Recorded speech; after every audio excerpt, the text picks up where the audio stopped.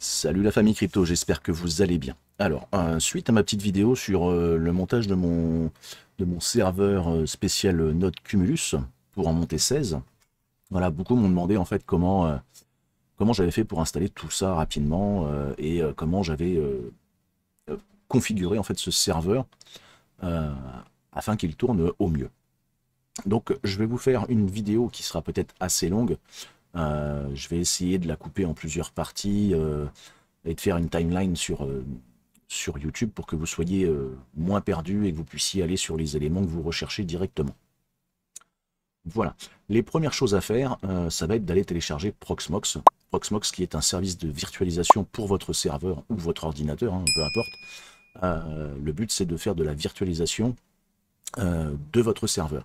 Alors pour ça, on ira sur proxmox.com, on ira sur virtualisation et on ira chercher la dernière version de Proxmox qui se trouve ici. Et vous téléchargerez Proxmox VE 08, 8.0, pardon. Voilà pour Proxmox. Ensuite, on aura besoin d'autres choses à télécharger. Donc on va les télécharger tout de suite, comme ça ce sera fait et on les aura pour faire avancer notre projet. On ira chercher donc Ubuntu Server.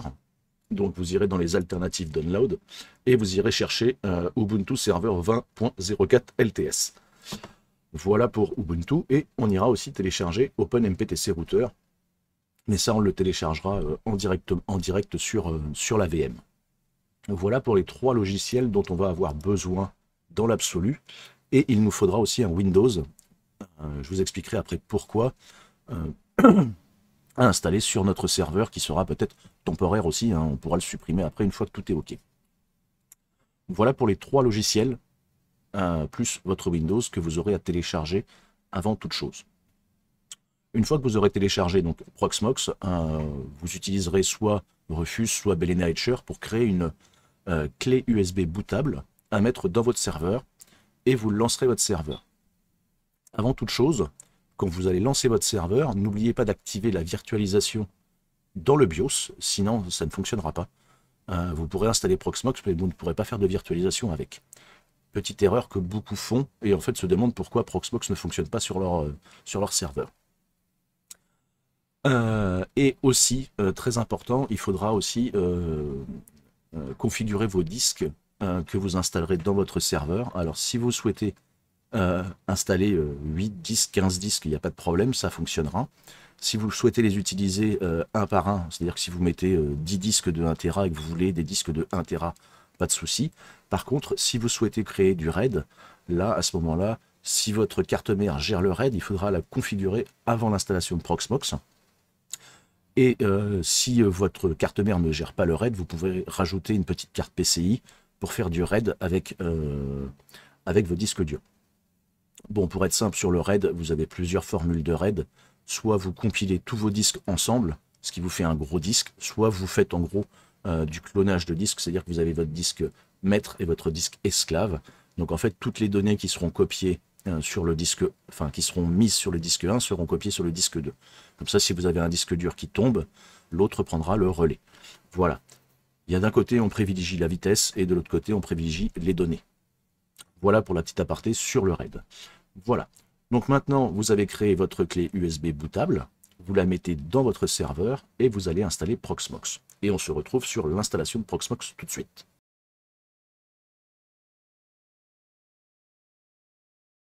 Donc voilà, votre serveur s'est lancé, vous êtes arrivé donc sur l'interface d'installation de Proxmox. C'est assez simple pour le configurer. Vous avez trois options, nous on va prendre la première en graphique. Vous faites Entrée, vous le laissez se lancer. Voilà, à partir d'ici, il va vous demander d'accepter la licence, vous l'acceptez. Ici, vous allez aller choisir le disque sur lequel vous allez l'installer. Vous faites Next. Vous choisissez votre pays, là où vous êtes, la time zone et la langue du clavier. Vous faites Next. Ici, vous créez un password qui vous permettra de vous connecter ensuite à l'interface de votre Proxmox. Voilà, le mail, vous pouvez mettre votre mail si vous le souhaitez. Celui-ci sert juste à pouvoir connecter votre Proxmox à l'environnement Proxmox pour faire les mises à jour et avoir toutes les infos. En fait, c'est un abonnement, hein, parce que vous avez la version Proxmox payante et gratuite. Nous, on va utiliser la gratuite, mais ce qui ne nous empêchera pas quand même de faire les mises à jour en faisant une petite modif de Proxmox. Voilà, vous faites Next. Ici, donc vous allez choisir la carte réseau qui vous intéresse, hein, si vous en avez plusieurs sur votre ordi. Ici, on va l'appeler pve.home. Et ici, vous allez lui attribuer une adresse IP. Alors, normalement, pour que tout se passe bien, et si vous souhaitez installer Home Assistant derrière pour faire de la supervision de vos nodes avec Mika, il vous faudra mettre l'IP 192.168.1.199. Moi, comme j'ai déjà un Proxmox qui tourne sur cette IP, je vais la changer, puisque sinon je vais être en conflit. Donc je vais mettre 190, mais pensez à mettre 199. Ici votre passerelle, et ici votre DNS. Donc pour les box free, c'est 254. Je crois que pour les Bouygues, ça doit être pareil. Par contre, Orange, c'est 1.1. Voilà, donc pensez à bien mettre vos adresses IP. Hop, vous faites Next. Il va vous faire la récap de ce que vous avez mis. Vous faites Install. Et à partir de là, l'installation va se lancer.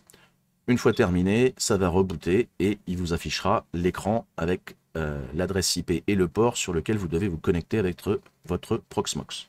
Voilà, votre Proxmox est installé. Maintenant, pour vous connecter à l'interface graphique de votre Proxmox, il faudra utiliser cette adresse IP. Donc 192.168.1.90 pour ma part, mais vous devriez être en 199. N'oubliez pas de figer cette IP en IP fixe dans votre box afin de ne pas avoir de conflit d'IP par la suite.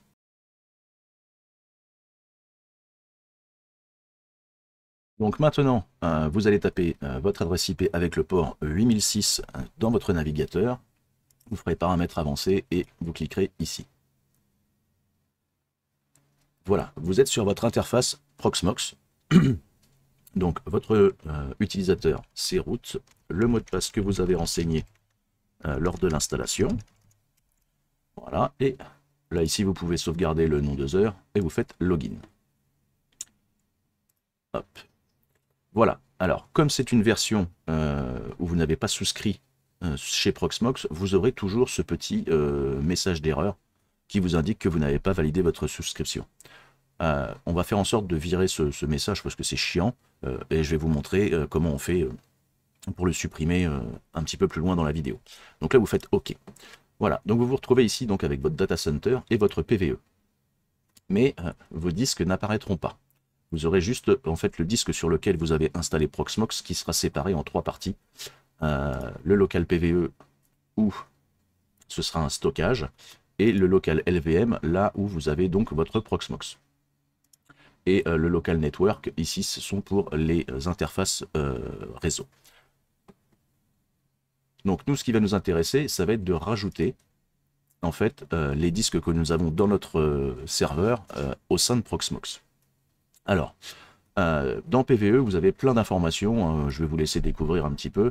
Si vous allez ici, vous avez en fait la configuration de votre ordinateur, enfin de votre serveur, avec les spécifications qui vont bien.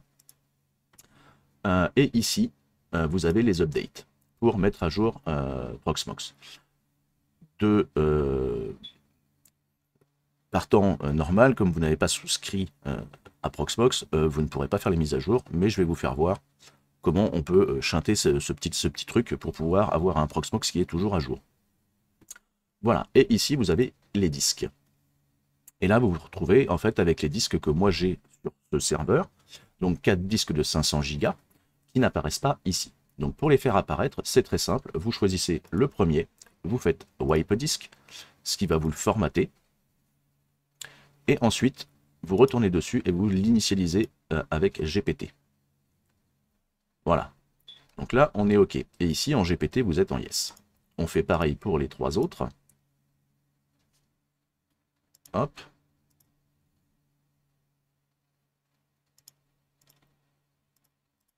Et comme ça on va pouvoir rajouter ces 4 disques à notre environnement Proxmox.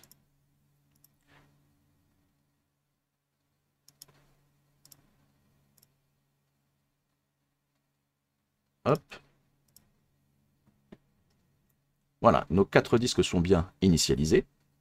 Vous allez aller ensuite dans LVM et vous allez créer des volumes. Alors, il va vous donner en fait les 4 volumes que nous avons initialisés juste avant et on va les nommer comme vous le souhaitez, hein, vous les nommez comme bon vous semble. Hop. Et vous allez voir qu'ils vont apparaître ici. Le temps qu'ils s'initialisent. Donc on va pouvoir ajouter les 3 autres. Voilà.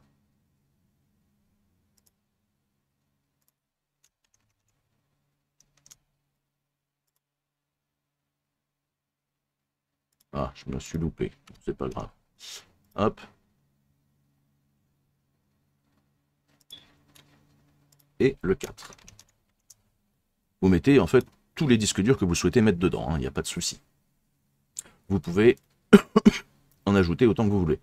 Donc on se retrouve bien avec notre PVE et nos 4 disques durs que vous avez besoin, même si vous voulez en mettre plus, il n'y a pas de souci, vous pouvez toujours. Voilà, là notre PVE, enfin notre Proxmox est opérationnel. À partir de là, on va faire quelques petites modifs pour pouvoir justement faire les mises à jour de notre Proxmox facilement. Donc, nous allons aller sur PVE, sur Shell, pardon, et on va aller taper les différentes commandes pour le mettre à jour. Hop. Donc, apt-get update.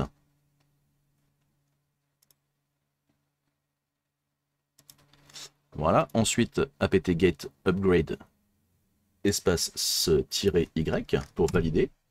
Ensuite, on va installer l'application Vim pour pouvoir modifier le fichier en question pour ne plus avoir la petite fenêtre qui apparaisse à chaque fois qu'on se connecte sur Proxmox. Parce que franchement, c'est assez lourd. Donc on va la virer et on va souscrire en fait aux mises à jour. Voilà, les mises à jour sont bien passées. Maintenant, on va installer l'application Vim.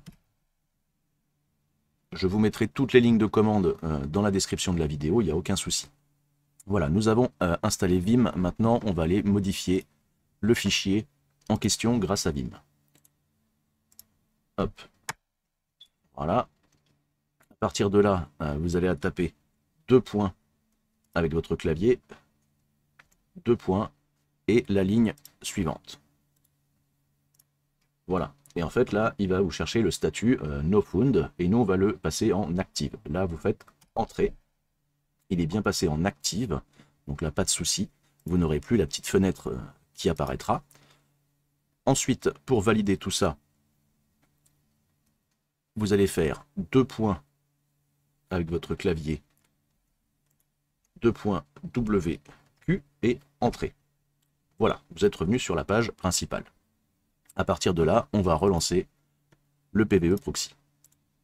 Hop.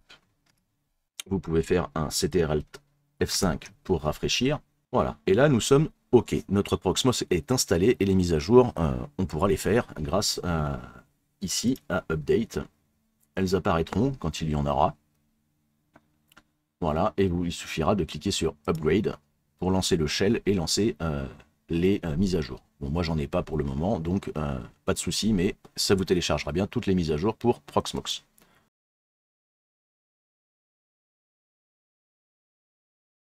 Voilà, donc pour commencer, on va d'abord monter l'AVM OpenMPTC Router, la configurer pour que celle-ci soit opérationnelle pour accueillir nos 8 nodes supplémentaires avec une nouvelle adresse IP. Donc, pour commencer, nous allons aller chez OVH et je vais vous faire voir lequel il faut commander pour avoir un VPS qui tourne sans avoir de problème. Donc vous irez dans Bare Metal et VPS, serveur privé virtuel, et vous choisirez l'option Starter. Vous pouvez prendre la Value, il n'y a pas de souci, elle est un peu plus puissante en bande passante, mais la Starter fonctionne amplement pour pouvoir accumuler en fait vos 8 nodes Cumulus supplémentaires. Donc vous souscrivez, il vous enverra les informations.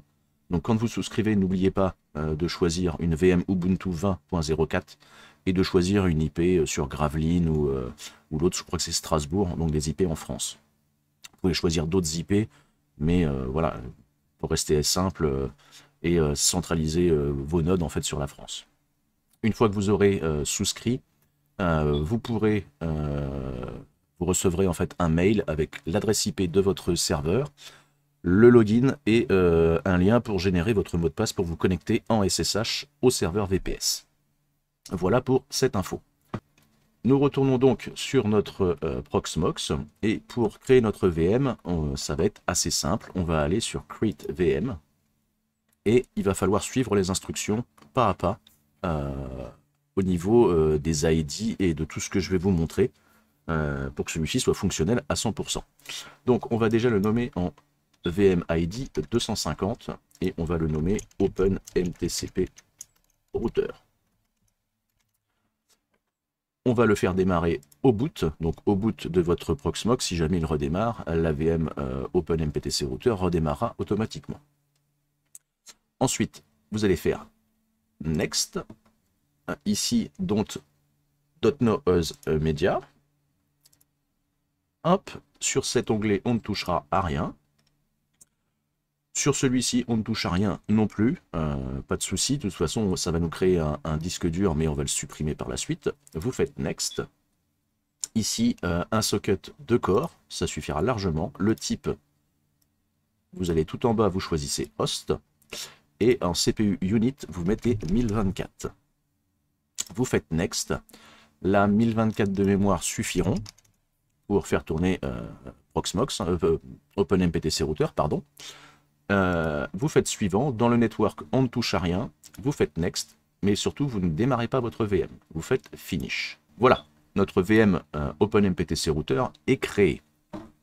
Elle n'est pas encore opérationnelle, mais elle est créée. Vous allez vous mettre donc sur votre VM, vous allez aller dans hardware, et ici le disque, on va le détacher, vous faites yes, vous retournez dessus et vous l'effacez. Hop. Il va nous supprimer le disque dur, puisqu'on va lancer des lignes de commande pour en créer un directement avec la VM dessus. Voilà, maintenant on retourne sur le PVE, donc moi je l'ai appelé Zeus, mais ce sera vous PVE, il n'y a pas de souci, et vous allez aller dans le shell. À partir de là, on va copier la commande pour télécharger l'ISO de OpenMPTC Router. Vous la collez, il va nous la télécharger, donc en format zippé, hein, du coup, hein, parce que c'est l'image ISO. Il va falloir qu'on la dézippe. Donc là, on la dézippe. Ensuite, on va la renommer pour qu'elle soit plus simple à lancer en commande. Hein. Hop, on la colle. Du coup, elle s'appelle OpenMPTC Router version 59. Nous, on va l'appeler OpenWRT.image. On fait Entrée. Voilà, il nous l'a renommé. Et maintenant, on va lancer la commande pour l'importer. Ici, QM import disque sur la VM 250. Donc nous, il nous faut l'image OpenWRT.image sur le local LVM. Vous faites Entrée. Voilà, il est en train de la transférer. À partir de là, notre OpenMPTC Router est au niveau configuration est presque OK. On retourne sur notre VM dans Hardware et là vous voyez, il nous a recréé un disque dur VM 250 disque 0. Il va falloir aller l'éditer. On va le mettre donc en version ici SATA et vous allez cocher Discard et vous faites Add. Voilà, donc on a bien un disque dur en SATA 0. Maintenant, il va falloir aller dans les options et dans Boot Order et activer ce nouveau disque que nous avons ajouté. Vous cochez la case et vous remontez hop, le SATA en premier pour que votre VM boot sur cette ISO en fait. Vous faites OK et à partir de là, on va pouvoir lancer OpenMPTC Router et le configurer. Donc nous allons le lancer, nous retournons dans la console et nous allons faire Start. Alors l'installation prend un petit peu de temps. Voilà, il nous a donc installé OpenMPTC Router, il nous indique bien ETH0, WAN1, WAN2. Donc là, la VM est opérationnelle. On va faire Entrée et on va faire Route.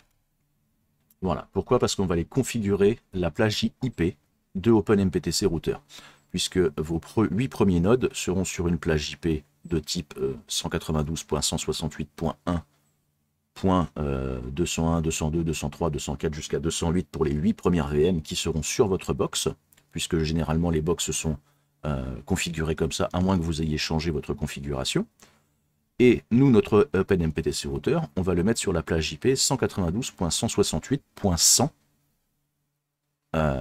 Et le reste, après, on va descendre au niveau des plages, au niveau des ports. Donc, du coup, nous, le but là, c'est que OpenMPTC router, on lui donne l'adresse IP 192.168.100.1, ce qui est super important pour que vos VM soient dans la même plage IP. Alors, sur la démonstration, vous verrez que je ne mets pas la même adresse IP parce que moi, j'ai déjà un OpenMPTC router chez moi et que je ne veux pas créer de conflit sur le réseau. Voilà. Donc, maintenant que nous sommes en shell, n'oubliez pas que là, vous allez passer en clavier QWERTY, et c'est ce qu'il y a de plus compliqué.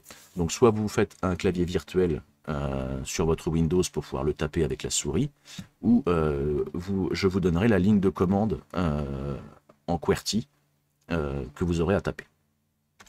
Donc, ce sera UCI 7 network. Voilà. Point LAN. .ip adresse, et là on va lui changer l'adresse IP, on va lui donner l'adresse IP donc 168. Vous ce sera 100.1 et moi je vais le changer puisque j'ai déjà un OpenMPTC router, donc je vais la mettre sur la 10, mais vous ce sera 100. Voilà, vous faites entrer. Ensuite on va enregistrer les modifications.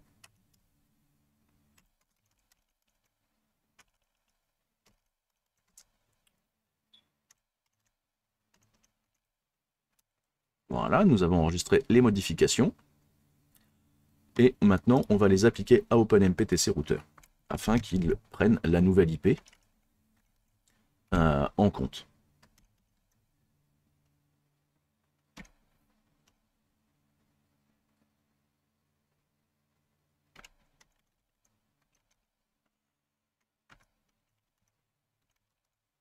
Voilà. Là, on lui a appliqué l'adresse IP qu'on souhaitait, on a enregistré et maintenant on va redémarrer le service pour qu'il prenne en compte cette adresse IP. Voilà, il a bien pris en compte la nouvelle adresse IP que je lui ai attribuée.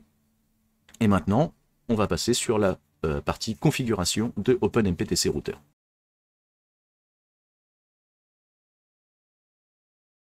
Donc maintenant, afin de configurer OpenMPTC router, soit vous avez un deuxième PC et vous allez lui changer l'adresse IP pour qu'elle soit dans la même plage que OpenMPTC router, afin de pouvoir vous connecter sur l'interface graphique d'Open et pouvoir le configurer. Ou sinon, vous avez une deuxième solution, c'est créer une VM Windows sur votre Proxmox afin d'utiliser cette VM directement pour vous connecter à OpenMPTC router.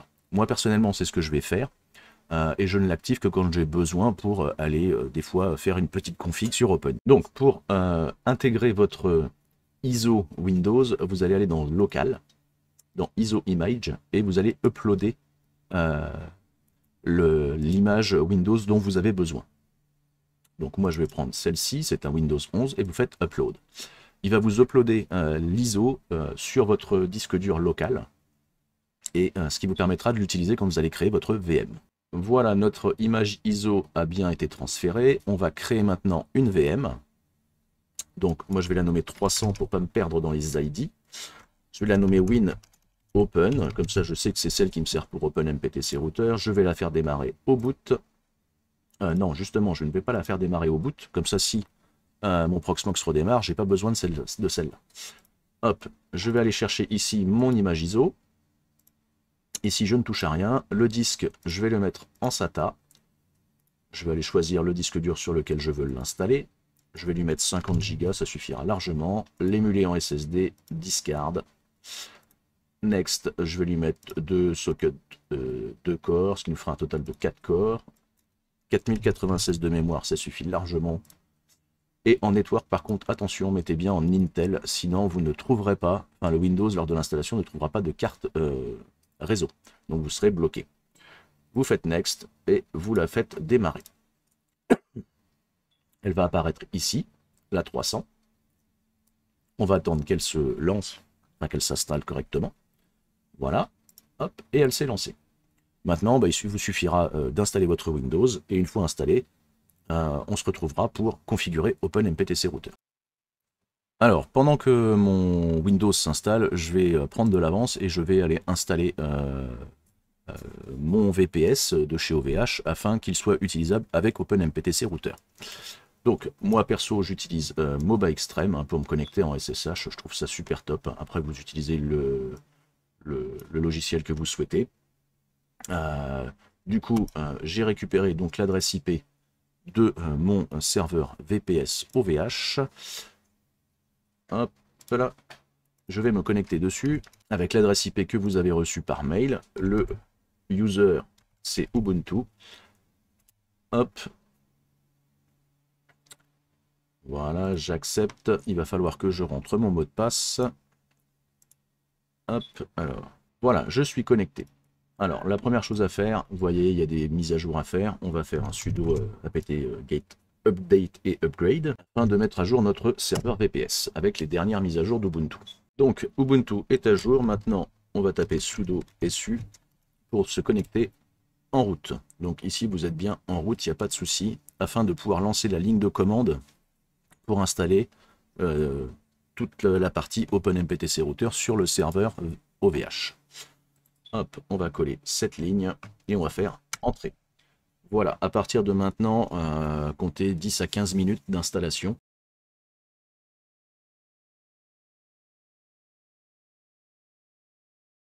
Voilà, OpenMPTC Router est installé sur votre serveur VPS. Alors vous, ce qu'il va falloir récupérer, c'est tout ça.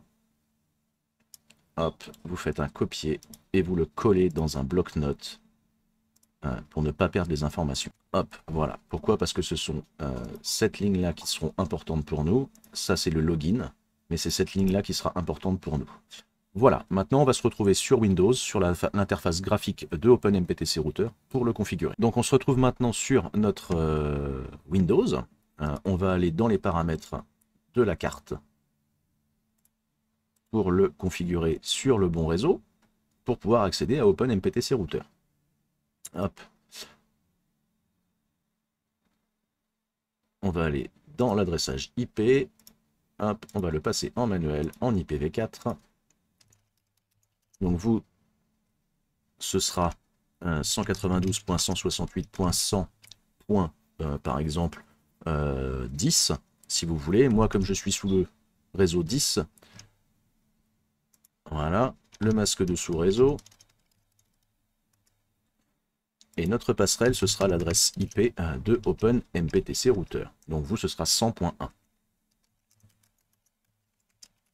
Voilà. On enregistre. On va appliquer les paramètres. Et maintenant, on va aller se connecter à OpenMPTC Router. Dans la barre, vous taperez donc 192.168.100.1. Hop. Et nous arrivons donc sur OpenMPTC Router. De base, vous n'avez pas de mot de passe. Vous faites connexion. Et voici sur quoi vous arrivez. Alors, la première chose à faire pour le configurer correctement, il va d'abord falloir aller dans Système, OpenMPTC Router. Ici, sur l'adresse IP du serveur, donc ça c'est l'adresse IP de votre serveur VPS. Donc moi je vais la renseigner. Voilà, ici donc OpenMPTC Router, c'est votre login. Et ici la clé que vous avez eu tout à l'heure lors de l'installation. Donc vous collez la clé, hop, voilà. Ensuite, on va aller configurer le LAN. Donc le LAN, on marque OpenMTCP Router. On le met en adresse statique sur le TH0. Vous ici, vous aurez 100.1, puisque ça correspond à l'adresse IP de votre OpenMPTC Router. La passerelle, on n'y touche pas. Ici, donc moi ce sera Freebox, vous marquez Orange si vous êtes chez Orange, chez Bouygues, enfin voilà. Ici, on va aller lui attribuer donc une adresse IP. Moi, je vais lui mettre la 200, le masque de sous-réseau. Hop, et ici l'adresse IP de votre modem. Voilà, 1.254, puisque moi c'est de la Freebox, et du coup, on est sur le 254. Chez Orange, c'est le 1, par exemple. Donc ça, c'est bon. on reste ici en maître. On va aller activer le SQM, on vérifie bien qu'il soit coché. À partir d'ici, le WAN 2, si vous avez une clé 4G, vous pouvez renseigner aussi les infos. Mais nous, comme on n'en a pas, on va enlever le WAN 2. Hop. Et on va faire sauvegarder et appliquer. Donc on a bien fait nos paramètres. Maintenant, on va aller dans État. Voilà, et on va attendre que toutes les informations se mettent à jour. Si jamais ça ne fonctionne pas bien, vous pourrez ici, hop, redémarrer OpenMPTC Router pour pouvoir appliquer les paramètres plus facilement. Si jamais les informations ne se mettent pas à jour, des fois vous pouvez rebooter votre serveur VPS OVH afin qu'il prenne bien en compte toutes les modifications qui ont été faites. Ça peut arriver des fois de devoir les rebooter. Voilà, donc je l'ai rebooté et je vais attendre maintenant que tout soit OK au niveau de OpenMPTC Router. Voilà, OpenMPTC Router est opérationnel avec notre nouvelle adresse IP sur notre Freebox. Maintenant, on va aller voir un petit peu les réglages de OpenMPTC Router afin de bien le configurer et qu'il soit opérationnel. Donc, pour ça, on va être assez rapide, il n'y a pas grand-chose à modifier. Mais sachez que ces réglages sont importants. Voilà, donc maintenant on va aller dans les services, dans réseau, interface. On va modifier le LAN, donc vous faites éditer. Vous allez dans serveur DHCP et vous ignorez l'interface, donc vous désactivez le DHCP au niveau d'OpenMPTC Router. Ça c'est très important. Ensuite vous allez aller dans les paramètres avancés, vous décochez DHCP dynamique et forcé. Voilà, pour que vraiment on puisse utiliser la plage IP de OpenMPTC Router. Ensuite, vous enregistrez et n'oubliez pas d'enregistrer et appliquer. Sinon, ce que vous avez fait ne sera pas appliqué. Nous allons revenir donc sur le tableau de bord pour voir si tout est OK. Et voilà, nous sommes opérationnels. Voilà. Et maintenant, ce que nous allons aller faire, c'est activer du coup le réseau UPnP dans service UPnP pour activer l'UPnP sur OpenMPTC Router pour que vos nodes Cumulus aient l'UPnP comme sur votre box. Il vous suffira juste de cocher démarrer les services UPnP et en bas, enregistrer et appliquer. Voilà, on est opérationnel. Alors n'oubliez pas, alors vous avez plusieurs onglets, hein, on les verra par la suite au fur et à mesure de la configuration. N'oubliez pas au niveau de OpenMPTC Router de mettre un mot de passe fort, voire de faire un accès SSH pour ne pas être embêté. Voilà, je vous conseille quand même de mettre un très bon mot de passe. Voilà pour cette partie OpenMPTC Router. Maintenant, on va passer à la phase de création de la VM.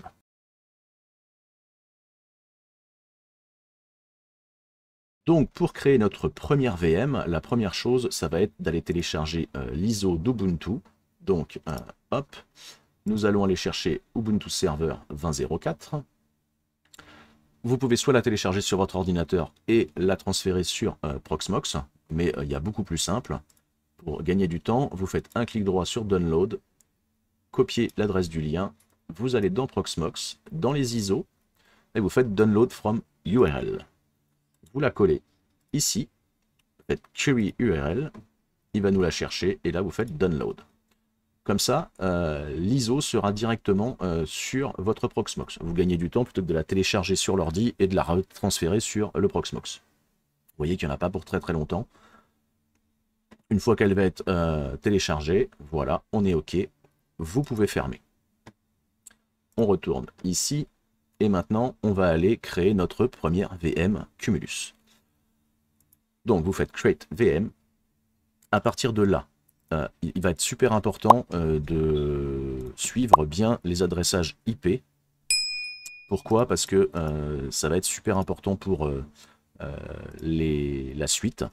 Le premier node sera en IP 192.168.1.201 pour la première. Donc ça, ce sera sur la box, donc votre box internet. Et on commencera par les ports 1697 et au fur et à mesure, on descendra dans l'adressage des ports. Voilà.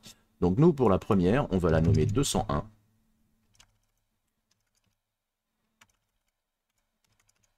et on va lui donner le nom masternode 01. On va la faire démarrer au boot. On fait next. Ici, vous allez aller chercher votre ISO Ubuntu. Là, vous ne touchez à rien. Ici, dans les disques, vous allez aller sélectionner le disque qui vous intéresse sur la première VM. Donc moi, je vais prendre le SSS2. Je pourrais en monter 4, et 4.8, et 4.12, et 4.16. Sachant que là, je vais supprimer en fait ma VM Windows pour vraiment pouvoir monter mes 16 nodes Cumulus en entier. Donc je choisis le 2, je vais lui donner 220 Go, je vais faire discard, et alors après, tout dépendra en fait de vos disques. Moi ce sont des SSD, donc pour qu'ils passent au niveau benchmark, il faut que je change ici l'option et que je mette write back. Sinon ça ne fonctionne pas, ils ne sont pas assez rapides. Et ça dépend vraiment de vos disques durs. Si vous avez des SSD rapides ou si vous avez des NVMe, ne touchez à rien, laissez-le comme il est. Ensuite, vous ferez Next. Vous ferez 2 sockets, 2 corps, ce qui vous fera un total de 4 corps. Vous faites Next. La mémoire, 8192. Ici, vous avez l'option Ballooning Device. Si vous la décochez, en fait, votre VM n'utilisera que 8192 MO. Si vous la cochez, si jamais votre VM a besoin d'un tout petit peu plus de mémoire, il pourra aller en chercher un petit peu plus. Ça dépend vraiment de la spécification de votre serveur. Si vous avez plus de mémoire qu'il n'en faut, laissez-le cocher. Au niveau du network, vous pouvez laisser comme ça. Vous pouvez aussi désactiver le firewall, mais vous pouvez le laisser activer. Normalement, ça ne gêne pas, ça ne donne pas de conflit. Vous faites Next, et ici, on va la démarrer juste après la création. Donc, il va nous la créer, voilà, elle est là-haut, et après, on va la lancer pour installer FluxOS. Hop. Donc là, on va commencer par installer Ubuntu. Donc maintenant, on va rester en anglais. Vous faites Enter, Enter. Là, on laisse le clavier en anglais. Il va vous attribuer une adresse IP qu'on va aller modifier après. Puisque nous, on va lui donner l'adressage IP 192.168.1.201. Puisque ce sera notre première VM qui sera sur votre box. On continue. Ici, vous décochez le LVM Group. Voilà, vous faites ça. On continue. Et ici, on va nommer tous nos nodes de la même façon. Ce qui sera beaucoup plus simple pour se connecter.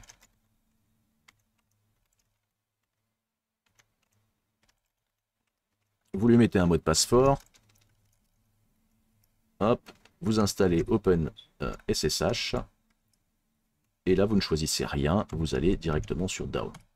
Voilà, et l'installation se lance. On se retrouve juste après. Voilà, Ubuntu est installé, on va le rebooter. Et là, il va vous donner une erreur, comme quoi il y a déjà un CD, en fait l'ISO. Donc vous allez sur Hardware, vous double-cliquez dessus et vous faites .noise Immediate, pardon. Hop, on va retourner sur la console. Voilà, et vous faites Entrée pour lancer votre Ubuntu. Voilà, notre Ubuntu est lancé. On va se connecter afin de connaître l'adresse IP qui nous a attribuée. Voilà, donc on est sur la 1.182. Chose que nous, on va aller changer tout de suite afin de ne pas être embêté pour cette adresse IP. Donc, on va utiliser là, ici, Mobile Extreme pour se connecter. Et on va aller se connecter sur le node pour lui changer l'adressage IP.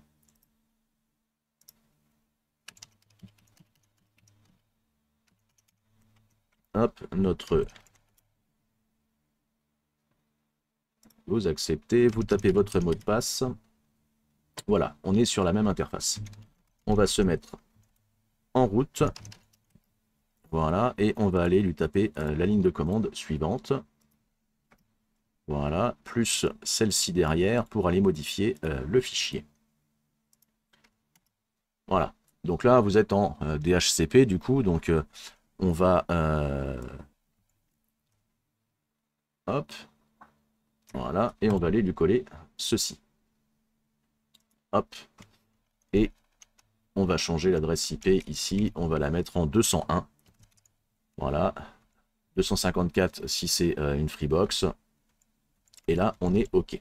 Maintenant, vous faites un CTRL-S et un CTRL-X. Voilà. Et on va rebooter notre VM pour qu'elle prenne la bonne adresse IP. Voilà, du coup nous avons changé l'adressage IP. Petite chose que je vous conseille de faire, mais alors après voilà, chacun est libre de faire ce qu'il veut, c'est de tester la vitesse de votre CPU et la vitesse de vos disques durs. Pourquoi? Afin d'être sûr que tout va être compatible avec les nodes Cumulus, et ça c'est très important, puisque si vos spécifications ne sont pas bonnes, vos nodes ne passeront pas le bench.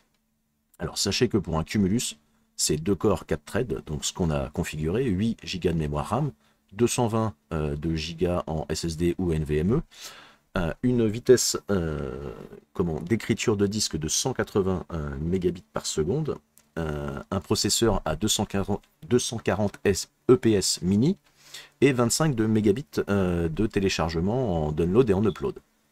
Donc nous on va déjà les tester le CPU et après le disque dur. Donc pour ça vous pouvez installer le Sysbench.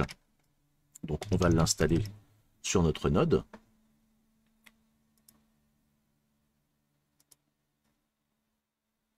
Donc là on télécharge le repo.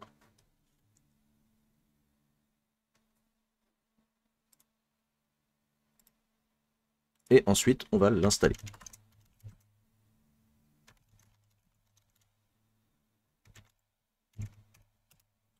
Voilà. Vous faites yes. Alors, vous n'êtes pas obligé de le faire sur tous les nodes, hein, s'ils sont identiques, si vraiment votre configuration est identique, mais c'est au moins pour être sûr que le premier passera correctement. Ensuite, la commande pour tester la vitesse des CPU. Ce qui est super important, parce que si elle n'est pas bonne, ça ne fonctionnera pas. Donc, hop, on va taper cette ligne de commande.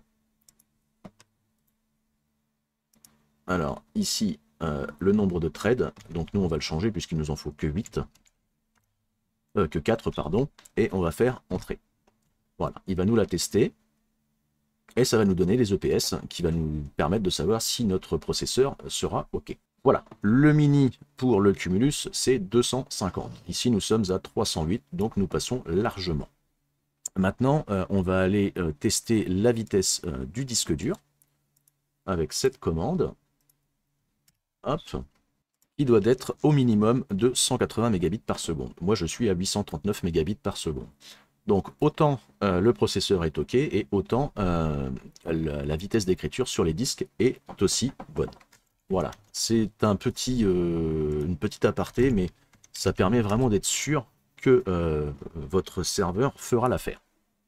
À partir de ce moment, maintenant, on va commencer à lancer l'installation de FluxOS.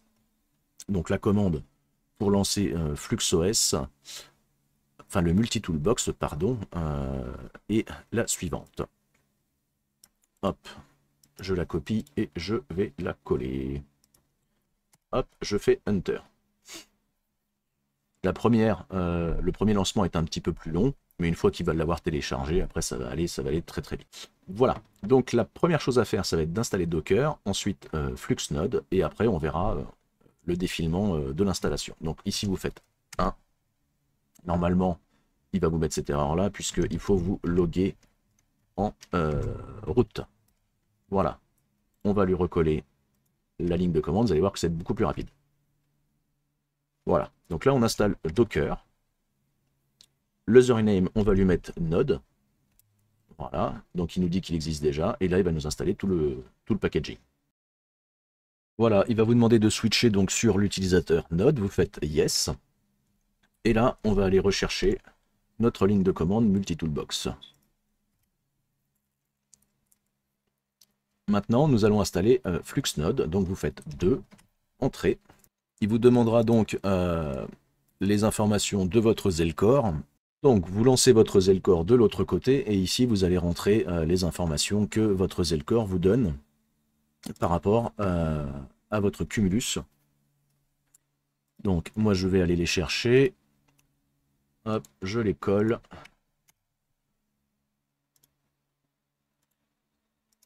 Hop, hop. Mon Zel ID.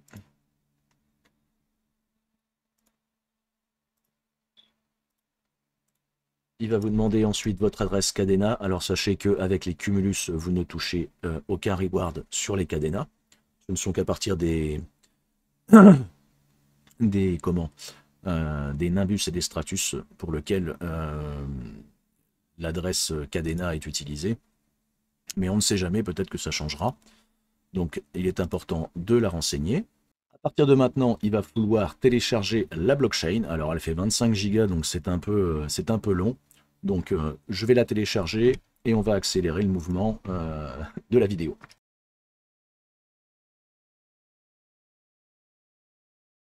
Voilà, donc toute la blockchain s'est installée et tout. Maintenant, il va nous demander en fait si on veut activer l'auto-update. Alors, pour ma part, je ne le fais pas. Pourquoi? Parce que ça engendre énormément d'erreurs sur vos nodes quand les mises à jour sont balancées par Flux et que vos nodes font les mises à jour automatiques. Si jamais vous avez plusieurs nodes et que toutes les mises à jour se font en même temps, généralement ça fout la pagaille. Donc je vous expliquerai après comment moi je procède, mais moi personnellement l'auto-update je le supprime.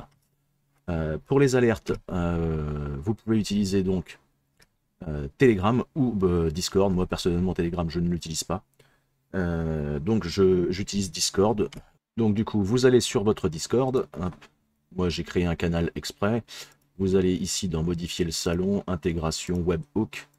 Hop, vous copiez l'URL. Vous allez aller la copier dans FluxOS. Voilà, vous voulez indiquer que ça vous fait un ping s'il y a la moindre erreur. Donc là, il vous faudra utiliser votre identifiant. Vous le collez et vous donnez un nom ensuite à votre premier masternode. Masternode 01 Freebox, hein, par exemple, pour savoir lequel déconne s'il y a un problème. Voilà. Et vous laissez continuer l'installation de FluxOS. Voilà, l'installation du node est complète. Alors, il va rester quelques petites choses à faire. Ici, vous aurez l'adresse IP sur laquelle vous pouvez vous connecter. Et ce qu'on va faire, nous, c'est qu'on va aller finir de configurer notre node afin qu'il soit opérationnel et qu'on puisse après, derrière, le cloner. Donc, on retourne dans le multi-toolbox. Donc, on a fait le 1, le 2. Les autres, c'est pour modifier en cas de problème. On verra ça par la suite quand on aura fait notre clonage. Et là, on va aller faire le multi-tool node. Si vous avez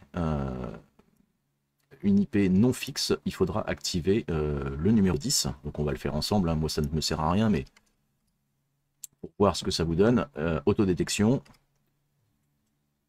Voilà, il va vous chercher votre adresse IP, il met un cron job en place, ce qui permettra qu'en fait, à un intervalle de temps régulier, il aille voir si l'IP a changé ou pas. On retourne dans le multi-toolbox. On va aller faire 12 aussi, puisque ça nous permettra quand même de mettre à jour les images Docker en automatique. Ça c'est important, ça ne changera rien à FluxOS, ça ne perturbera pas, mais ça permettra de l'avoir à jour. On retourne dans le multi-toolbox, et à partir de là, on va faire le 14. Dans ce 14, il va falloir configurer le port UPnP à utiliser. Donc comme je vous ai dit, le premier node sur la VM 201, on va utiliser le port 16197. Donc là, vous faites Enable, vous choisissez le 16197, et pour le node numéro 2, on mettra le 16187, et on descendra comme ça au fur et à mesure. Voilà, ça c'est l'IP de la box, et il va refaire un benchmark. Donc ici, il nous signale que nous avons un petit problème avec l'UPnP, il suffira de faire un reboot du node, pour que vos ports UPnP s'ouvrent correctement. Alors, sachez que dans votre Freebox ou dans votre box Orange, il faudra assigner les adresses IP fixes afin qu'elles ne changent pas. Et surtout, utiliser la bonne adresse MAC que vous pouvez retrouver ici dans le hardware. Ici, vous avez votre adresse MAC qu'il faudra copier dans la box avec l'adresse IP correspondante, afin que celle-ci soit vraiment figée et qu'elle ne change absolument jamais. Voilà pour cette première VM. Donc ce qu'on va faire, c'est qu'on va l'arrêter et on va aller la cloner.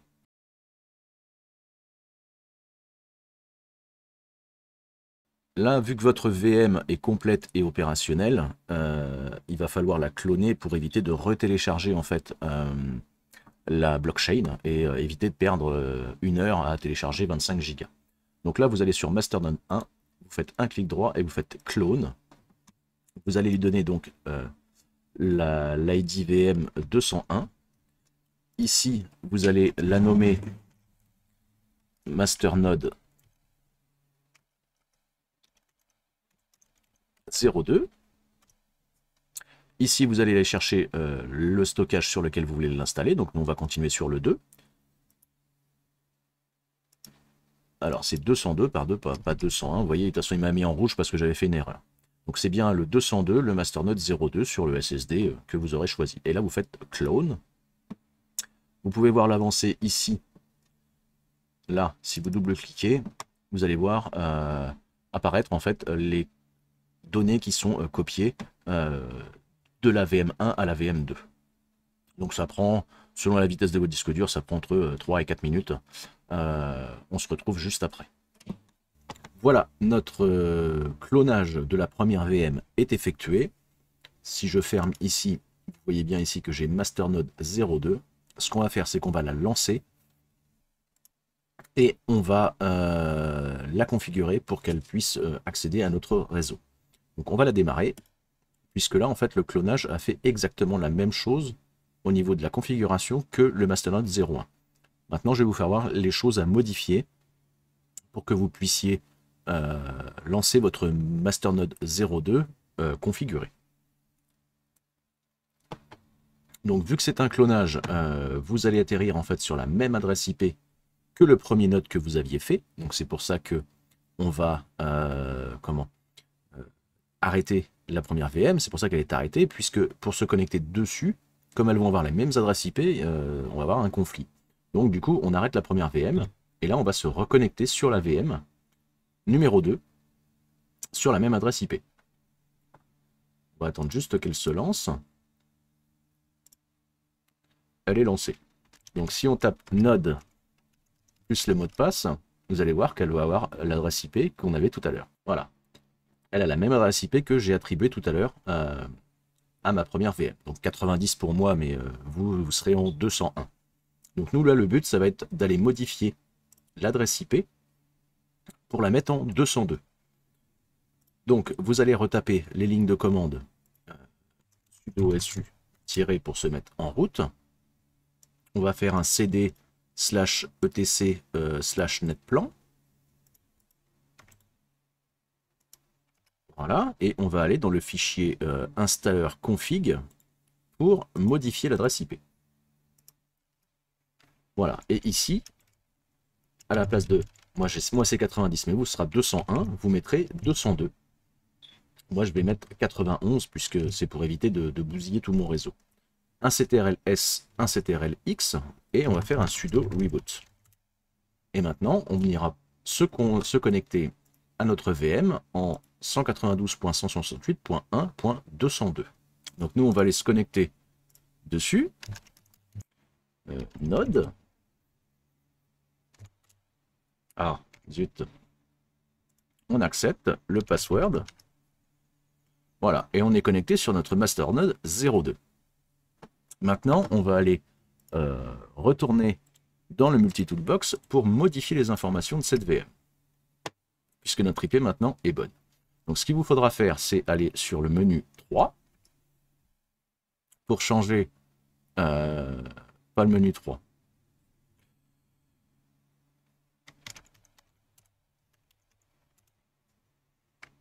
Vous irez sur le menu 4, Install Watchdog for Flux Node, et on va modifier les informations importantes. Là, bien sûr, on ne met pas la mise à jour automatique, on verra ça à la fin. On va mettre les alertes. Donc vous reprenez les infos que vous aviez auparavant sur votre Discord.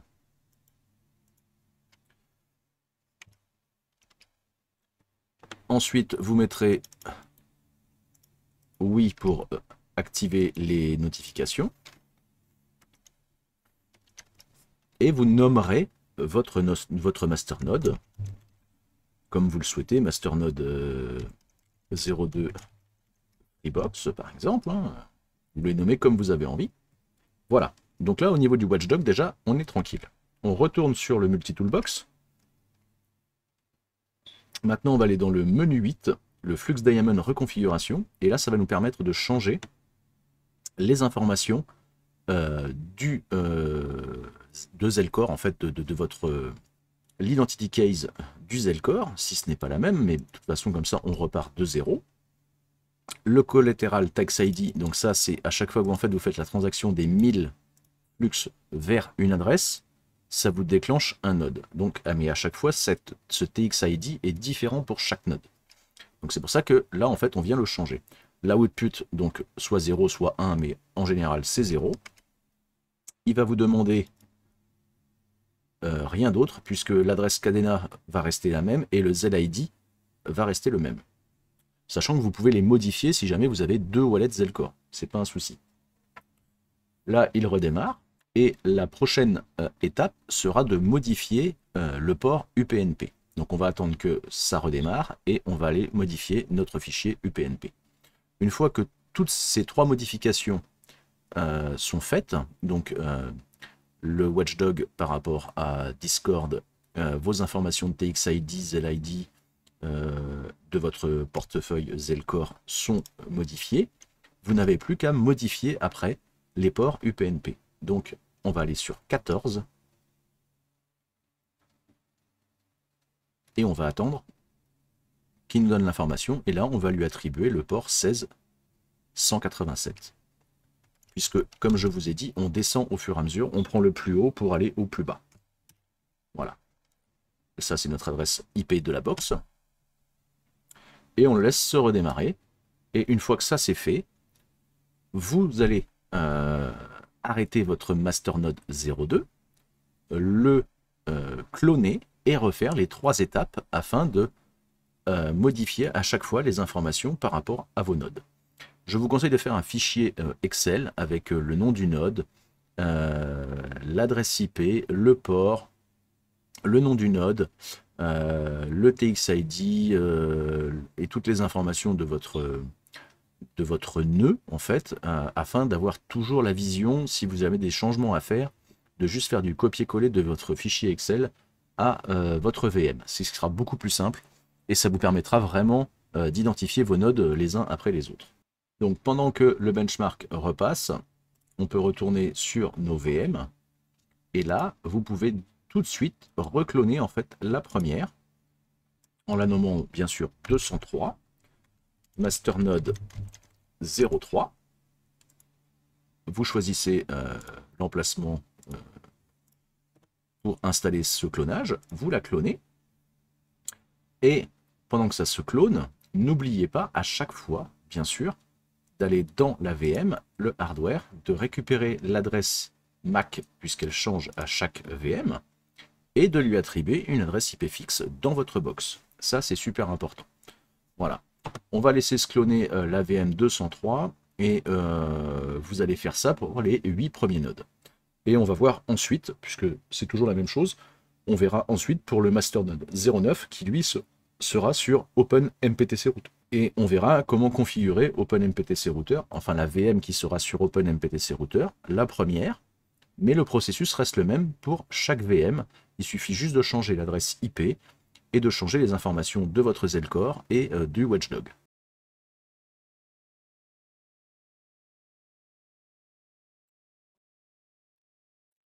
Voilà. Donc nous avons bien nos 3 premières VM. Vous aurez bien sûr 8 VM sur l'IP fixe de votre box qui seront dans la plage IP 192.168.1.201. Donc 201 pour le premier masternode, 202 pour le deuxième, 203 pour le troisième, ainsi de suite jusqu'à 208. Maintenant, nous, on va aller modifier la VM donc 209 pour lui attribuer donc l'adresse IP 192.168.100.209 et que celle-ci tourne sous le réseau OpenMPTC Router pour que cette VM utilise donc l'adresse IP fixe de votre serveur OVH. C'est comme ça qu'on peut créer donc 16 nodes sur le même réseau, enfin sur la même la même fibre chez vous. Voilà. Donc, à chaque fois que vous clonez, n'oubliez pas que chaque VM reprend l'adresse IP que vous avez attribuée à la VM que vous clonez. Donc, moi, je clone la 01 à chaque fois. Donc, du coup, je me retrouve toujours avec l'adressage IP 201. Donc, 192.168.1.201. Donc, à chaque fois, vous utiliserez donc un Mobile Extreme pour vous connecter en utilisant toujours cette adresse IP. Ne regardez pas mon exemple, moi c'est 90, mais vous serez bien en 1.201. Vous allez aller vous connecter dessus, et là, à partir de là, on se reconnecte en route, et on va aller rechercher donc les mêmes commandes que l'on a pris pour modifier les adresses IP des premières VM. Donc, hop, on va aller dans le dossier netplan et on va aller chercher le fichier YALM qui va nous permettre de modifier cette IP. Hop. Donc, l'adresse, vous la mettrez en 100.209. Moi, je suis en 10 puisque c'est mon deuxième réseau, je vous le redis pour éviter les erreurs. Et par contre, ici, vous viendrez donc mettre 100.1. Pourquoi? Parce que là, le gateway, ce sera justement la passerelle en fait OpenMPTC router. Donc vous, ce sera 100.1. On fait un CTRL-S, un CTRL-X et on reboot notre VM. Alors c'est là que c'est très important. C'est pour ça que quand je vous dis qu'il faut installer un ordi avec le même adressage IP qui sera sur OpenMPTC router, c'est que à partir de là, vous ne pourrez plus, si vous allez sur l'adressage IP que vous avez attribué à OpenMPTC router, vous ne pourrez pas vous connecter. Pourquoi? Parce que vous n'êtes pas sous les mêmes adressages réseau. Ça, beaucoup ne le comprennent pas, mais au moins, je préfère vous le dire. Donc, n'utilisez plus ce Mobile Extreme, mais là, maintenant, vous allez utiliser donc votre VM Windows pour pouvoir accéder justement à ce sous-réseau. Voilà, à partir de ce moment-là, moi perso, j'aime pas trop utiliser le Windows en fait sur Proxmox, donc je vais utiliser en fait la connexion à distance pour me connecter directement à ma VM avec le bureau à distance Windows, ce qui est beaucoup plus simple. En plus, pour les copier-coller et tout, c'est bien plus simple. Donc je vous conseille de le faire. Donc d'utiliser la connexion à distance du bureau. Vous vous connectez dessus. Hop, on va mémoriser. Et vous aurez déjà une plus grande fenêtre qui sera beaucoup plus utilisable que d'utiliser la VM sous Proxmox qui est vraiment assez chiante au niveau des copier-coller et tout ça. Donc, on se retrouve donc sur OpenMPTC router. On va aller se connecter. Ici, on va aller donc dans le DHCP, dans les baux statiques, et on va ajouter l'adresse IP du coup du node 09. On va aller lui mettre donc l'adresse MAC lui correspondant. Hop, on va aller la récupérer ici dans Hardware. Vous faites un copier. Hop, on retourne ici. On descend tout en bas. On la colle. Vous faites Entrée. Et on va aller lui attribuer l'adresse IP que l'on souhaite. Donc 192.168.100.209. Mais moi ce sera 10.209. Voilà. Et vous faites enregistrer. N'oubliez pas que dans OpenMPTC router, à chaque fois que vous faites un changement, il faut appliquer ces changements. Sinon, ils sont bien enregistrés, mais ils ne sont pas pris en compte. Voilà. Donc notre node 9 avec son adresse MAC est bien sous l'adresse IP qu'on lui a désignée. Maintenant, on va aller... Est-ce que je l'ai... Oui, je l'ai téléchargé. Donc vous retéléchargez Mobile Extreme sur votre VM Windows pour l'avoir sous la main. Ce Mobile Extreme là va nous permettre d'accéder justement à tous nos nodes qui seront sur le réseau d'OpenMPTC router.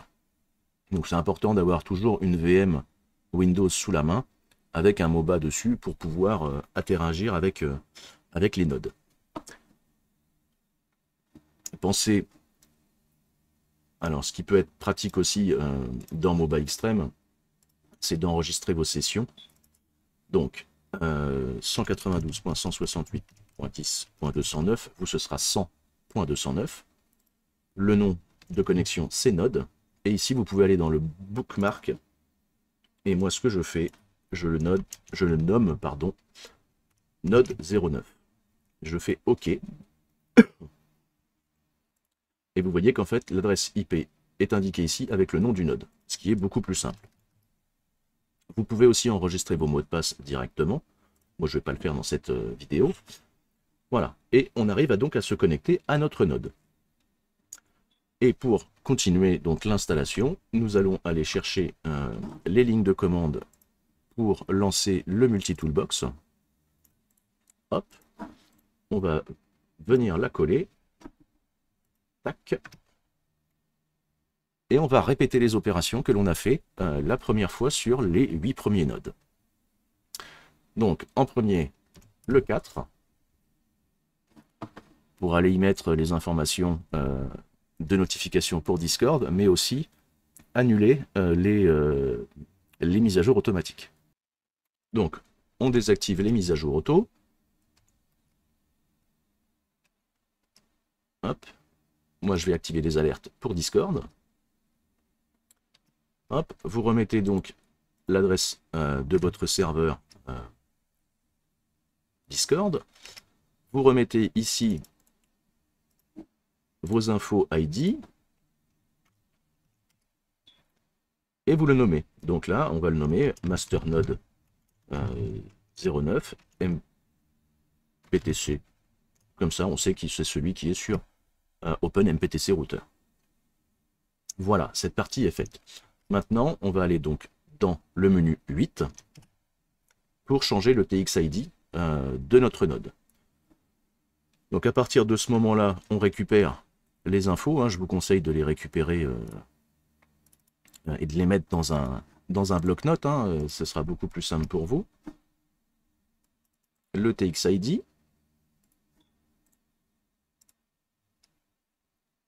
Et l'output index. Voilà, on continue. Donc nous avons fait le menu 4, le menu 8. À partir de là, on va lui mettre le Watchtower sur le Docker, donc le 12, pour qu'il fasse les mises à jour de Docker automatiquement. Voilà, on retourne dans le multi-toolbox et on va aller dans l'UPnP, donc le 14. Et là, pareil, vu que c'est notre premier node, on utilisera le port 16197. Et on descendra au fur et à mesure que l'on monte les nodes. Ça, c'est l'adresse de ma passerelle. Alors voilà, il me met des petites croix, mais c'est normal. Quand je vais rebooter la VM, il va les prendre en compte. On peut aller voir des fois dans OpenMPTC Router. Si vous allez dans Service UPnP, vous verrez qu'ici, au fur et à mesure, il va vous ouvrir les ports qui correspondent à votre node. Voilà, il nous a détecté un problème avec l'UPnP, ce n'est pas très grave. On va voir les autres options qui peuvent être intéressantes aussi. Ici, vous pouvez voir le 16, il vous fait un bench sur votre matos. Donc, j'ai bien les 8 Go de mémoire RAM. Il va tester notre CPU, comme un peu avec Sysbench. Et après, il va aller tester le disque dur et nous dire quel type de node en fait nous pouvons accueillir. Voilà, donc j'ai bien mes 4 corps, avec 2 corps 4 threads, un EPS à 310, un SSD de 220 Go et le benchmark est bien OK au niveau hardware pour un node Cumulus. On retourne dans le menu. Vous avez une autre option qui va vous permettre, si jamais en fait vos 8 premiers nodes sont sur un wallet Zelcore et que par exemple vous avez un deuxième wallet Zelcore différent du premier pour héberger vos 8 autres nodes. Si vous souhaitez séparer en fait les 8000 flux d'un wallet à un autre, il faudra faire une autre modification au niveau de FluxOS. Et ces modifications, vous les aurez dans le menu 11. Voilà, et ici, vous pourrez donc remplacer le ZLID si ce n'est pas le même wallet et remplacer l'adresse Cadena. Vous pourrez activer le mode Thunder si vous avez 10 Tera de stockage en plus pour que ça devienne un node Thunder. Et vous pouvez bloquer les ports et vous avez aussi le backup de FluxOS et la restauration. Voilà, donc ça, sachez que ces options sont ici. Le ZLID, c'est si vous n'avez pas le même wallet, et l'adresse Cadena si vous souhaitez la changer. Voilà pour ce menu 11. Notre node est bien reconfiguré, il n'y a aucun souci. Maintenant, ce que l'on va faire, c'est relancer notre node afin que toutes les modifications qu'on vient de lui faire soient prises en compte au sein du node et au sein d'OpenMPTC Router. Donc, on va le laisser se relancer. On va aller dans OpenMPTC Router.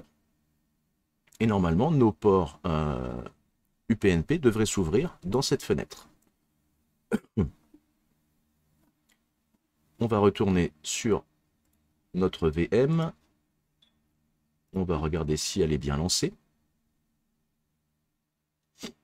Voilà, là on peut même vérifier si on veut qu'elle a bien le bon port que l'on lui a donné. Donc 10.209 pour moi, mais vous ce sera 100.209.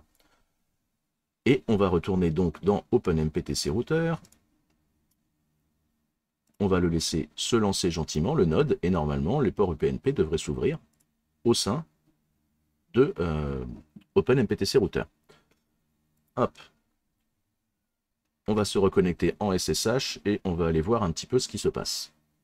Vous pouvez utiliser aussi le Multi-Toolbox avec l'option 3 qui analyse et fixe les problèmes. Donc, vous voyez un petit peu les différentes erreurs qui peuvent se trouver au sein de votre node. Le benchmark est en route, Flux est déconnecté. L'adresse IP, il est bien sur l'adresse IP de mon VPS OVH. Il est confirmé avec le collatéral, le type de node que j'ai monté. Là, vous savez si vous avez plus de 100 confirmations par rapport à l'envoi des 1000 flux sur votre Zelcore. Les ports UPnP qui sont tout verts. Il me dit qu'il y a encore un petit problème, mais parce qu'il faut qu'OpenMPTC Router nous ouvre les ports et il faut que votre node soit bien lancée. Et là, par exemple, il me demande si je veux mettre à jour Flux. Pas pour l'instant, on le fera nous en manuel. Le temps que tout se lance, vous pouvez donc arrêter votre VM et la cloner et faire vos 8 autres nodes Cumulus qui seront sur l'adressage IP d'OpenMPTC Router. Maintenant, on va voir ce que ça donne une fois que tout est OK dans Proxmox. Voilà, vous avez donc créé vos 16 Cumulus avec une VM OpenMPTC Router. Donc le premier node est bien sûr l'IDVM 201 et le dernier sur 216. Voilà, vous devriez avoir cette structure ici, comme moi, pour avoir vos 16 nodes Cumulus. Avec donc la VM OpenMPTC Router. Moi j'ai une VM Docker, mais ça c'est pour la supervision après avec Home Assistant. On rajoute un Docker pour avoir plus d'infos. Voilà. Donc, votre serveur est maintenant opérationnel. Pensez bien qu'une fois que toutes vos VM sont créées, ne les lancez pas. Ne les laissez pas lancer, éteignez-les, faites vos VM au fur et à mesure. Et une fois que tout est OK, vous lancez la première, vous la laissez se lancer. Vous allez aller vérifier sur MobaXtreme l'état de votre node.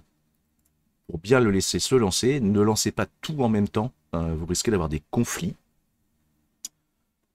Et vous pouvez aller donc taper la commande pour avoir le Multi-Toolbox dans votre logiciel SSH. Hop. Vous lancez cette commande, vous faites la numéro 3, et là, vous allez avoir toutes les infos de votre node, et vous allez voir si celui-ci est bien opérationnel sur le réseau. Voilà. Donc, on peut remonter au niveau des infos, la version du benchmark. S'il est online, le benchmark Cumulus est passé, il est connecté. Les différentes versions les bloquent. Le statut du node, il est confirmé. Hop. Il utilise bien les ports 1697 et 1696 puisque c'est le numéro 1 sur la box en direct. Et ici, vous avez les différentes versions de Docker, de Mongo, pardon, de Flux Diamond. Depuis quand il est online, 2 heures. FluxOS Front fonctionne, et ainsi de suite. Et vous avez vraiment toutes les infos. Voilà. Une fois que vous avez toutes les infos et que votre node est opérationnel sur le réseau, vous pouvez aller vérifier ici si celui-ci est vraiment en ligne sur FluxOS. En tapant votre adresse IP plus le port, voilà, Flux Working. Vous pouvez regarder ici, par exemple, les benchmarks. Voilà, on est online, Cumulus, connecté. Et ici, les différentes infos de votre node, avec la vitesse du disque, la vitesse de PS, la vitesse de download, d'upload. Voilà. Votre node est vraiment là, opérationnel. À partir de ce moment, vous pouvez lancer le deuxième et refaire la même opération pour les 16 au fur et à mesure. Mais ne lancez pas vos 16 nodes en même temps, vous risquez d'avoir des problèmes, puisque il va passer tous les benches en même temps, et des fois ça ne fonctionnera pas. Maintenant, je vais aller vous faire voir ce que ça donne sur OpenMPTC Router, vous faire voir en fait comment tout s'articule au niveau des ports UPnP. Voilà, donc maintenant on se retrouve sur OpenMPTC Router. Alors moi je lui ai mis un mot de passe, du coup je vais me connecter. Jamais, hop, voilà. Donc notre système est bien connecté, il n'y a aucun souci. Vous allez voir que dans mon interface DHCP, vous allez retrouver voilà, tous mes nodes Cumulus, plus des nodes RTM, Massa, Gaga, OpenMPTC Router, hein, vous lui fixez l'IP aussi. Mon Windows 11, mon Gaganode, mon Mysterium et mon Docker. Voilà, ils sont tous vraiment en IP fixe avec l'adresse MAC, sauf ces trois-là, mais bon, ça c'est pas trop gênant. Hop, et ensuite on va aller dans l'UPnP, et vous vous apercevez en fait qu'il vous ouvre tous vos ports au fur et à mesure. Hop, de tous vos nodes. Donc là, vous êtes opérationnel, nickel, et tout fonctionne à merveille. Voilà. Pour cette partie, vos 16 nodes sont maintenant opérationnels, mais ne se mettent pas à jour automatiquement.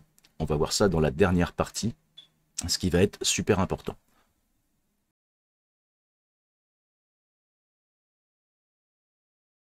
Voilà pour vraiment la dernière partie de ce tuto, qui sera vraiment très importante. Sachez que les mises à jour automatiques sur les nodes Cumulus mettent souvent le bazar, parce que les mises à jour passent, mais vos nodes perdent les ports UPnP, perdent la connexion avec le réseau, et du coup, si vous étiez en attente de paiement un jour avant ou 3 heures avant, votre node va se déconnecter tellement longtemps, si vous n'intervenez pas dessus, que en fait vous allez perdre le fil, vous allez perdre la file d'attente en fait de paiement. Vos nodes vont tomber, vous allez passer en DOS, il va falloir tout relancer à la main à cause de la simple mise à jour. Donc moi ce que je vous propose, c'est vraiment de mettre à jour le node à la main avec une ligne de commande complète, et ça vous le ferez par exemple sur ce site qui vous permet de suivre votre wallet. Hop, vous mettez ici votre adresse de wallet et vous allez voir vos nodes. Donc ici, vous avez ici votre adresse AJP, le type de node que c'est et le rang de paiement. Donc si je classe par rang de paiement, vous voyez, j'ai le premier qui va être payé dans 3 heures et l'autre dans 3 heures. Bon, ils sont tous à jour puisque je les ai mis à jour à la main. mais parce que moi je suis derrière et je sais que ça tient. Mais pour vous, je vous conseille de le faire à la main. Donc, vous savez que celui-ci va être payé dans 3 heures. Vous attendez que celui-ci soit payé, puisqu'il est sur une plage IP différente des autres. Et vous allez aller vous connecter donc en SSH sur votre node. Voilà, on se connecte. Et vous allez lui taper, alors, que ce soit plus visible, vous allez lui taper la commande de mise à jour qui va vous mettre à jour autant votre Ubuntu que votre FluxOS. Donc elle est assez longue. Je vous noterai toutes ces commandes. Vous faites entrer. Il va aller chercher toutes les mises à jour Ubuntu pour remettre déjà votre Ubuntu à jour. Et il va aller faire la mise à jour de FluxOS et rebooter votre node. Il va tout faire en même temps et une fois qu'il va avoir terminé, il va rebooter. Et ça, c'est vraiment important de le faire à la main. Vous voyez, ça y est, toc, il a terminé et il reboot mon node. En faisant ça à la main, ça vous permet d'avoir une vision sur vos nodes puisque c'est vous qui interagissez avec votre réseau. Donc, vous lancez cette mise à jour, vous attendez qu'il reboote, et une fois qu'il va avoir rebooté, hop, vous le surveillez, vous vérifiez bien que vos ports UPnP soient OK, avec le multi-toolbox, avec l'option 3. Alors là, il faut qu'il se relance, il faut qu'il repasse le bench et tout ça. Et vous voyez, souvent, il vous met petit problème avec les ports UPnP. Alors, pour le régler assez rapidement, généralement, vous allez dans votre box, vous désactivez les ports UPnP, vous attendez quelques secondes et vous réactivez les ports UPnP. Et là, à ce moment-là, en fait, il va vous enlever tous les ports UPnP. Je parle de la Freebox, Orange, ça doit être sensiblement pareil. Et vous les réactivez pour que le node, quand il va refaire son bench, aille réouvrir les ports. Voilà. Donc c'est pour ça que les mises à jour prennent un petit peu de temps, puisqu'il faut faire votre mise à jour manuellement et ensuite bien vérifier que tous les ports fonctionnent en UPnP.